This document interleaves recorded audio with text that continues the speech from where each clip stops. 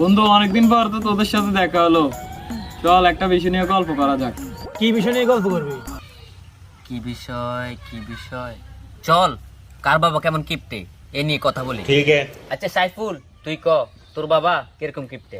আর আব্বা কিরকম কিটা তুই জানতে চাস?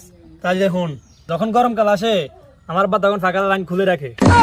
আচ্ছা, হাতে তো কইলো। সাকিব, এবার তুই ক তোর বাবা কিরকম কিপটে? আর আব্বা কিরকম গিফট তুই জানতে চাস? তাহলে হন, আর আব্বা যে সঙ্গে চা খাই তো চিনি লয়, তখন চিনি লয় কাঁড়া চামচ। আচ্ছা, আমরা দোনো জনে তো কইলাম, এবার তুই ক তোর আব্বা কিরকম গিফট। আরে তোগো আব্বা গো কিপটামি আর আব্বার ধারের কাছেও নাই বেড়া। তোর আব্বা কিরকম গিফট যে আঙ্গ আব্বার ধারে কাছেও নাই?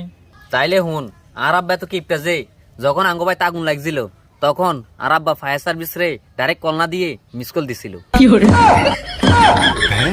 আসলে তো তোর আব্বা তো অনেক গিফটে। চল, অনেক তো গল্প গুজব করলাম, এবার আমরা কোন জায়গাতে ঘুরে আসি। আচ্ছা চল।